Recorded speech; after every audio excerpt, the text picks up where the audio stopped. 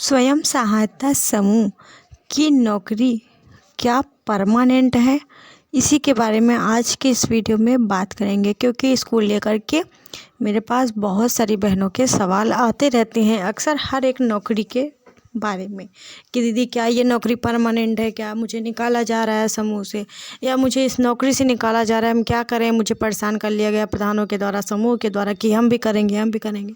इस तरीके से महिलाओं को कुछ नौकरियों में बहुत ज़्यादा दिक्कतें का सामना करना पड़ रहा है। इसलिए लोगों के मन में ये डाउट है, क्या समूह की नौकरी परमानेंट है? जिस महिला की नियुक्ति एक बार हो गई है दोबारा किसी महिला की नियुक्ति नहीं होगी। तो इन्हीं सब को लेकर के इस वीडियो में आपसे थोड़ी सी जानकारी देने वाले हैं, इसलिए वीडियो को पूरे शुरू से लास्ट तक देखिएगा। चैनल पर जो लोग पहली बार आए हैं तो प्लीज़ चैनल को सब्सक्राइब कर लें, लाइक और शेयर करना बिल्कुल भी ना भूलें।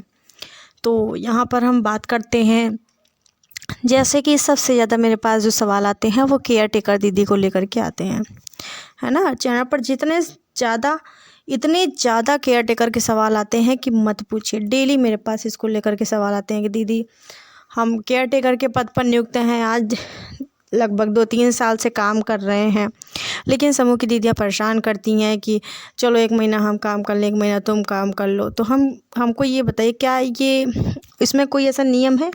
जब हमको नियुक्ति पत्र मिल गया है, मेरी नियुक्ति हो गई है, तो दूसरा कोई क्यों काम करेगा, है ना। तो क्या हमारी नौकरी परमानेंट नहीं है?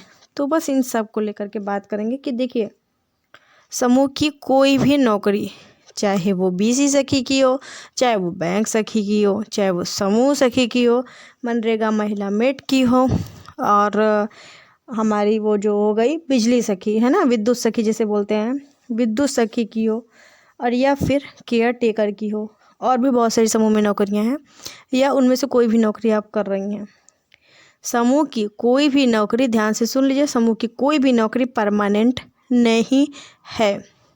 और ना तो ये सरकारी नौकरी है, ठीक है, कि हाँ आपको सरकारी नौकरी मिल गई, नियुक्ति पत्र मिल गया तो अब कोई काम नहीं कर सकता है, ठीक है दीदी। देखिए, अगर आप केयर टेकर के पद पर हैं, ठीक है, आपको नियुक्ति पत्र मिला, उसमें कोई दिक्कत नहीं है, लेकिन कोई परमानेंट नौकरी ये नहीं है।